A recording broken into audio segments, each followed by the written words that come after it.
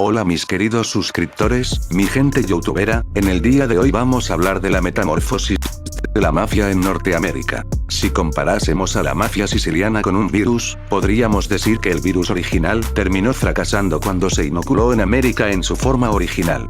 La mentalidad italiana y las costumbres criminales de Sicilia resultaban demasiado conflictivas y ruidosas en un país, Estados Unidos, donde todo puede amplificarse hasta lo imaginable y donde resulta mucho más difícil mantener la ley del silencio.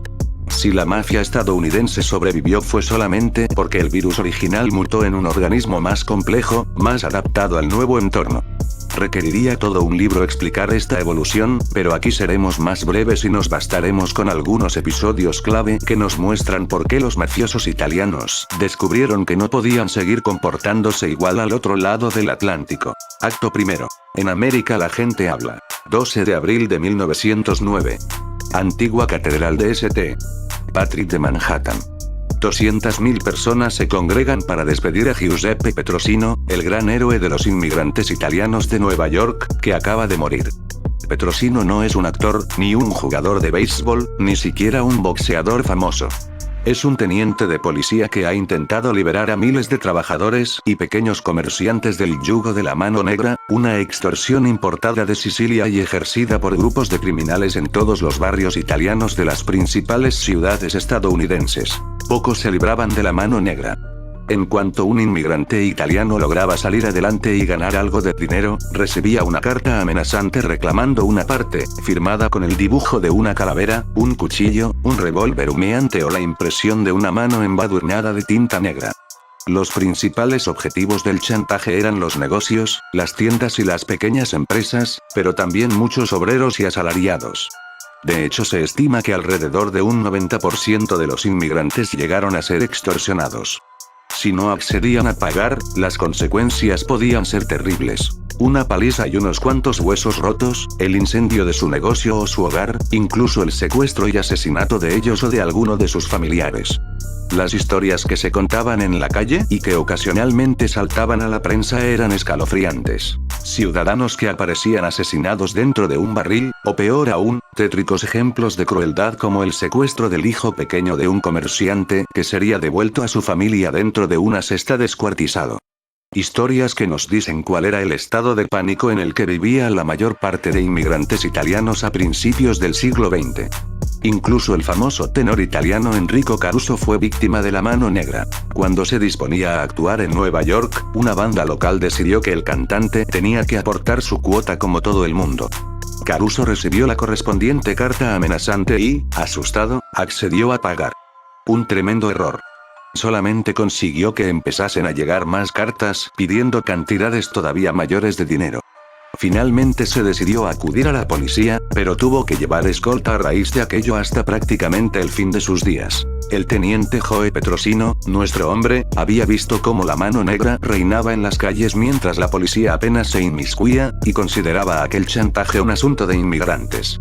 Los italianos de Nueva York se sentían indefensos ante los criminales, entre ellos un buen número de mafiosos que pretendían hacer de Manhattan una nueva Sicilia y que tenían barrios enteros bajo su férreo control. Los agentes de la policía neoyorquina, en su mayor parte de origen irlandés, rara vez hablaban italiano y se limitaban a patrullar para evitar los brotes más visibles de violencia, pero sin investigar a fondo la extorsión endémica o aquellos crímenes sangrientos que no llamasen la atención de la prensa. En aquellos barrios, ante la pasividad policial, imperaba la ley del silencio y nadie se atrevía a denunciar a nadie. Pero Joe Petrosino estaba decidido a cambiar el estado de las cosas.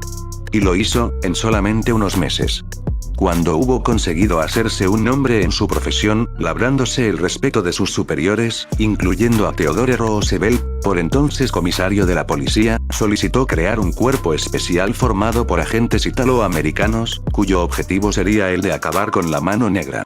Inmediatamente se convirtió en el terror de los chantajistas. Gracias a Petrosino y su nuevo escuadrón, los mafiosos implicados en los asuntos de extorsión aprendieron rápidamente que Nueva York no era Sicilia. Sí, en su isla de origen la omertá funcionaba siempre, incluso entre la gente ajena a la mafia. Pero en América funcionaba solamente cuando la policía se desentendía, y si los ciudadanos no hablaban era porque no se sentían respaldados, no porque no quisieran denunciar una situación de la que muchos, especialmente los sicilianos, habían querido huir al cruzar el Atlántico.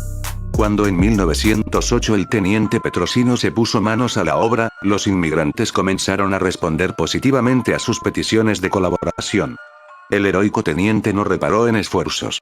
No se quedó detrás de la mesa de un despacho. Él mismo recorría los barrios a pie, hablando con comerciantes y vecinos, prometiendo a quien le diese información que no lo abandonaría a su suerte. Así se ganó la confianza de mucha gente que quizá en Sicilia no hubiese abierto la boca, pero que en Nueva York estaba muy dispuesta a hablar. Aquellas investigaciones pronto dieron fruto y Petrosino empezó a llevar a los tribunales casos bien construidos, con testigos creíbles.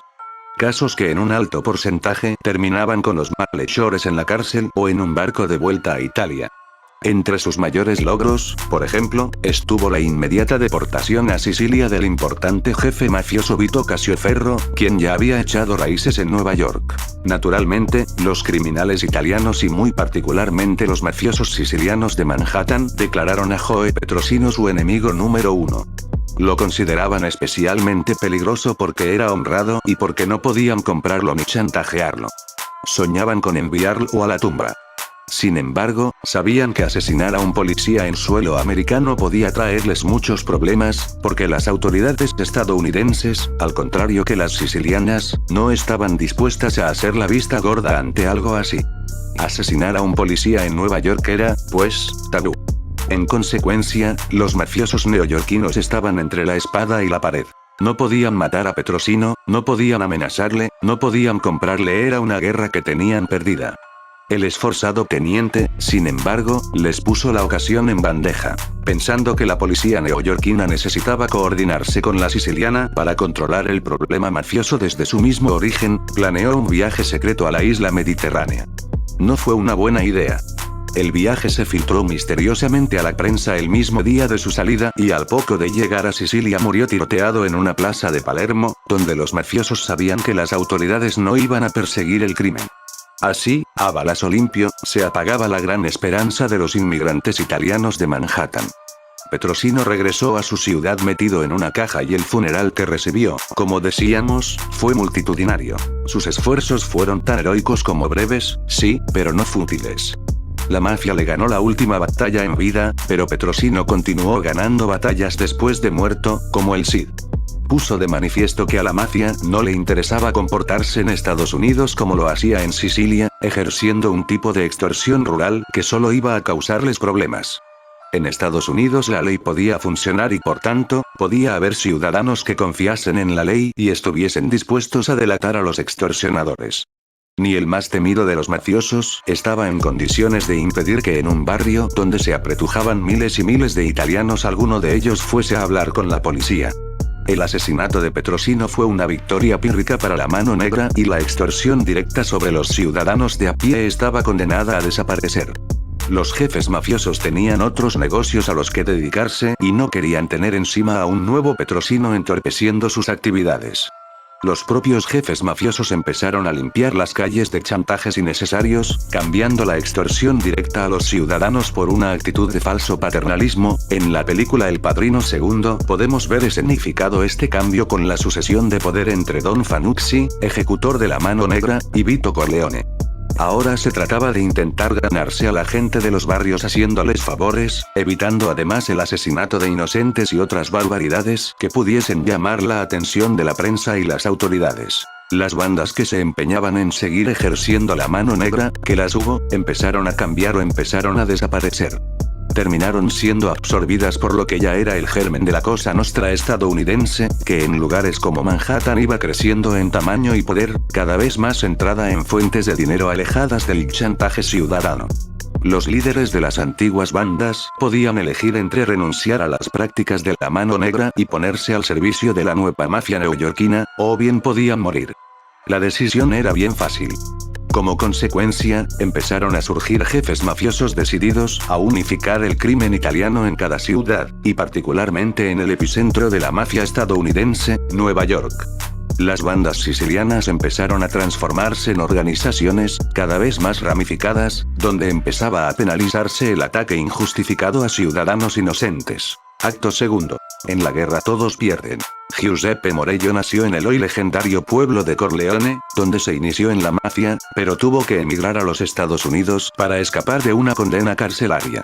Tras unos difíciles comienzos en América, ejerciendo diversos trabajos de mala muerte, incluyendo la recolección de algodón, abrió un local nocturno en Nueva York y desde allí empezó a dirigir una organización criminal con la que empezó a imponerse a las bandas más dispersas de la ciudad, como las dedicadas a la mano negra. El objetivo de Morello era reinar en los bajos fondos de Manhattan y lo consiguió. Obviamente no era el único mafioso que lo intentaba. El principal escollo era otro temible mafioso llamado Ignacio Lupo, pero ambos entendieron que tenían mucho que ganar si llegaban a un acuerdo y solucionaron el futuro por la vía dinástica. Lupo se casó con la hermana de Morello, y asunto arreglado. Evidentemente Morello no tenía tantas hermanas como para asimilar a todos los aspirantes a reinar en Manhattan, así que tampoco dudaba en actuar a la siciliana, borrando del mapa a todo el que no quisiera ingresar como subordinado en su nueva alianza. Su método favorito era el de meter los cadáveres de los jefes rivales en un barril que después abandonaba en algún callejón o enviaba por correo fuera de la ciudad, una costumbre que los mafiosos italianos copiaron de los gánsteres irlandeses. El ascenso de Morello, por cierto, coincidió en el tiempo con el efecto demoledor de las investigaciones de Joe Petrosino, así que lo tuvo bastante fácil para imponer una nueva mentalidad. La organización por él fundada fue la primera verdaderamente importante de la mafia neoyorquina. Hoy conocemos aquella banda como Familia Genovese, la más antigua de las grandes 5 familias de Nueva York, las mismas que han inspirado tramas de ficción como El Padrino o Los Soprano. En 1909, sin embargo, el reinado de Morello quedó truncado por una condena carcelaria. Encerrado, no pudo evitar que otros se apoderasen de sus negocios, y cuando salió en libertad 11 años después muchas cosas habían cambiado. Su antigua organización estaba ahora en manos de un ambicioso compatriota llamado Giuseppe Masseria, al que todos conocían como Joe el Jefe, y que era básicamente el nuevo rey de Manhattan. Nadie en las calles dudaba del liderazgo de Masseria. En cambio, pocos se acordaban ya de Morello, a quien después de una década languideciendo en una celda, no le quedaba nada excepto la lealtad de algunos viejos compinches como Umberto Valenti, su antigua mano derecha. Con todo, los años de cárcel no habían ablandado a Morello y estaba muy dispuesto a recuperar lo que todavía consideraba suyo. Máxime cuando la ley seca estaba convirtiendo el tráfico de alcohol en un negocio increíblemente lucrativo, monopolizado por la mafia en muchos barrios de Nueva York, y del que Giuseppe Morello quería su parte. Quería volver a ser el jefe. Pese a estar en franca inferioridad y contando poco más que con la ayuda de su fiel Valenti, se lanzó a una campaña para eliminar a Joe Masseria, como si estuviese en las calles de Sicilia. En los años 20, de hecho, las guerras abiertas entre bandas mafiosas eran muy habituales en América, como lo eran en Sicilia. Sin embargo, como en tantos otros aspectos, los mafiosos tendrían que aprender nuevas formas de hacer las cosas. Morello fracasó en el primer intento de asesinar a Masseria, quien, claro, se puso inmediatamente en alerta, y ante la oportunidad perdida se apresuró a enviar un mensaje de paz, solicitando una reunión para que ambos se estrechasen la mano amistosamente y firmasen la paz. Masseria aceptó asistir a la reunión. La cita quedó programada. Ninguno de los dos, claro, hizo acto de presencia. En su lugar, Morello envió a Umberto Valenti para que asesinase a Masseria en cuanto éste apareciese, y por su parte Masseria envió a varios sicarios para que matasen a Morello. ¿El resultado? Los sicarios de Masseria se encontraron con Valenti, lo acorralaron en una esquina y uno de ellos, Charlie Luciano, más adelante conocido como Lucky Luciano, que estaba tomando buena nota de cómo funcionaban las guerras por el poder, se encargó de eliminar a Valenti a tiros. Sin su aliado Valenti y recién salido de la cárcel, Morello se había quedado solo. Sobre el papel era hombre muerto. En Sicilia, no cabe duda, hubiera sido el objeto de una inmediata vendetta. Pero en Sicilia la mafia no tenía rivales, mientras que en América había mucha competición. Gánsteres irlandeses, judíos, holandeses, polacos, rusos, jamaicanos, afroamericanos. Una guerra interna podía debilitar a la mafia frente a todos ellos. Masseria entendió que no valía la pena enturbiar las calles por un solo hombre y además apreciaba el talento de Morello, así que no solamente le perdonó la vida, prescindiendo de toda vendetta, sino que le ofreció el puesto de consigliere en su organización. Morello aceptó, sabiendo que sacaría más provecho a los negocios como número 2 vivo que morir como aspirante a ser el número 1. Así, los dos enemigos encarnizados se convirtieron en estrechos colaboradores. La continua pelea por el liderazgo y la vendetta eran malas para los negocios. Hacían perder tiempo, dinero y valiosos soldados. La violencia, además, atraía la atención policial. No podían hacerse las cosas como en Sicilia. Pero un siciliano de la vieja escuela, un moustachepete, como se los llamaba por la extendida costumbre de llevar bigote, difícilmente podía librarse de todos los hábitos propios de la Sicilia rural. Vito Cassioferro, el mismo al que Joe Petrosino había deportado casi 2 décadas atrás, no había olvidado las enormes posibilidades de lucro que había en América y desde la misma Sicilia, pese a su avanzada edad, continuaba empeñado en hacerse con las riendas. Envió a un contingente de mafiosos con orden expresa de hacerle la guerra a Joe Masseria para apoderarse de Manhattan. Estos mafiosos, muchos de ellos procedentes de la ciudad de Castellammare del Golfo y liderados por Salvatore Maranzano, iban a hacer estallar una nueva guerra que iba a costar sangre, sudor, lágrimas y sobre todo mucho dinero. Durante esta nueva lucha por el poder murió asesinado Giuseppe Morello. También Charlie Luciano estuvo a punto de morir, el que sobreviviera a un brutal ataque le valió el apodo de Lucky, afortunado. Pero Joe Masseria no parecía particularmente afectado por los ataques a sus máximos hombres de confianza. La guerra, a fin de cuentas, era algo natural en la mafia. Ante la pasividad de su jefe, Luciano decidió tomar la iniciativa. Pensaba que Maranzano estaba ganando la guerra, así que firmó un acuerdo traicionando a Masseria, a quien hizo asesinar en un restaurante. De este modo, Maranzano ganaba y se convertía en el nuevo rey de la mafia neoyorquina, a lo que dividió en 5 grandes familias. Luciano, como premio por haberle vendido a Masseria, recibió el liderazgo de una de ellas. Si lo recuerdan, ya contamos con más detalle este episodio en la edición digital de Hot Down. Pero el acuerdo entre un mafioso de la vieja escuela como Maranzano y otro crecido en Nueva York como Luciano no podía perdurar. Tenían mentalidades demasiado diferentes, y esto era un problema que se producía entre generaciones enteras de mafiosos. Maranzano veía a la mafia como una secta gobernada por una lealtad tradicional no muy distinta de cómo era gobernada en Sicilia. Luciano, en cambio, la veía como una gran empresa. La desconfianza mutua prolongó la guerra. Luciano y Maranzano se citaron para una reunión con el objetivo de asesinarse mutuamente. Luciano se adelantó y varios de sus compinches mataron a Maranzano con una buena dosis de cuchilladas y disparos. Ahora que Luciano era el jefe absoluto de la mafia neoyorquina, sintió que no bastaba con haber alcanzado el poder, sino que había que garantizar que las costosas guerras no siguieran produciéndose y para ello tenía que desterrar la vieja mentalidad siciliana de la mafia estadounidense. Él ya había vivido 2 guerras internas y sabía que eran lo último que la mafia necesitaba para que sus negocios prosperasen. Todavía quedaban muchos mafiosos de la vieja escuela a quienes Luciano consideraba atrasados, fanáticos, incultos y poco aptos para los negocios en Estados Unidos. También sabía que, de acuerdo a los viejos códigos, no pocos de ellos intentarían vengar a Masseria o Maranzano, según el bando al que hubiesen apoyado y Luciano, claro, se los había cargado a ambos. Así que, decidido a renovar por completo la mafia, Lucky Luciano envió a sus sicarios para asesinar a un número indeterminado de veteranos, borrando de un plumazo la influencia directa de la mafia siciliana sobre la estadounidense, convertida ahora en un ente autónomo y diferenciado.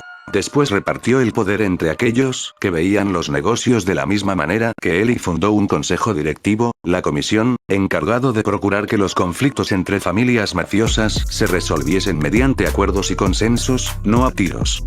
La purga de mafiosos de la vieja escuela no acabó definitivamente con las guerras internas en la Cosa Nostra, desde luego, pero sí redujo su frecuencia e intensidad. La mafia estaba para ganar dinero, pensaba Luciano, y los constantes intentos de desbancar a los jefes perjudicaban al negocio.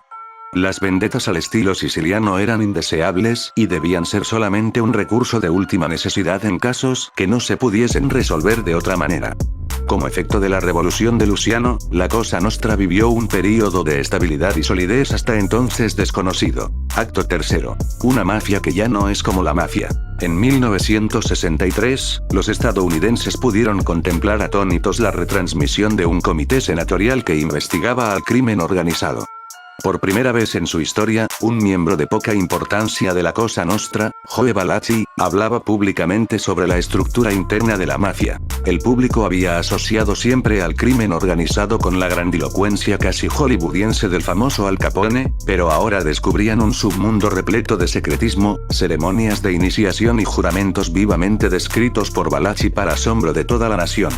Los estadounidenses de los 60 sintieron que en su país se les había inoculado una extraña organización cuasi medieval procedente de una lejana y exótica isla mediterránea. Algo que no se parecía en nada a la organización de Capone. En realidad, el oscurantismo descrito por Valachi que tanto impresionó a la opinión pública, ocultaba que la mafia había cambiado mucho desde su llegada a las costas americanas. No solamente por la eliminación de la extorsión más básica o por la purga llevada a cabo por Lucky Luciano, sino por la influencia de bandas criminales. Paradójicamente, la mayor influencia venía de la del propio Al Capone. El famoso Scarface había nacido en Brooklyn y nunca perteneció a la mafia, aunque creció junto a algunos futuros miembros, colaboró estrechamente con jefes mafiosos y conocía bien su entramado. Pues bien, su forma de hacer las cosas fue tan exitosa en muchos aspectos que los nuevos jefes mafiosos como Luciano pensaron que imitarle no era una mala idea. Uno de los motivos por los que al FBI le costó tanto encarcelar a Capone era la imposibilidad de relacionarlo con cualquiera de los crímenes que su organización cometía constantemente. Cada persona medianamente informada en los Estados Unidos, y en todo el planeta, sabía perfectamente que Capone era el responsable de esos crímenes, pero no había manera de probarlo ante un tribunal. No solamente por el silencio de sus colaboradores inmediatos, sino porque su organización tenía una estructura piramidal donde las órdenes seguían una cadena verbal descendente imposible de rastrear después hacia arriba, y menos sin unos testigos clave que difícilmente iban a aparecer. Esto contrastaba con la costumbre de la mafia siciliana, donde los subordinados presentarse y rendir cuentas directamente ante el máximo jefe como señal de respeto. Capone hacía exactamente todo lo contrario. Apenas tenía contacto con sus subordinados. Cuanta más distancia hubiese entre sus negocios criminales y él, mejor. De hecho, Capone fue condenado por un asunto de impuestos, pero ninguno de sus otros actos delictivos quedó probado ante un juez. Legalmente hablando, y como él se encargaba bien de recordar, Al Capone era inocente de prácticamente todo lo demás. Lucky Luciano y otros mafiosos de su generación tomaron buena nota.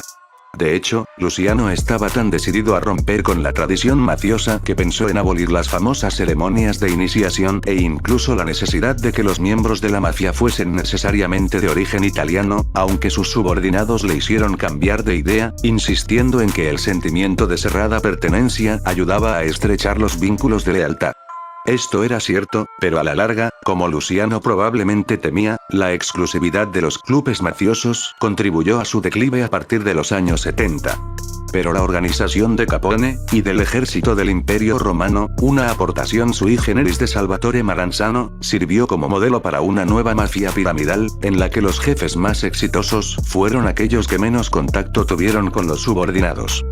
Quienes no guardaron esta precaución terminarían cayendo tarde o temprano, como le sucedió a John Gotti, encarcelado por cometer el error de hablar directamente con sus hombres después de que se lo hubiese conocido como el Don de Teflón por su habilidad para esquivar a la justicia. Con el tiempo, incluso la mafia de la propia Sicilia terminaría imitando usos y costumbres de la estadounidense, más adaptada a tiempos modernos y entornos más estructurados legal y políticamente, pero siempre ha habido diferencias muy profundas entre ambas.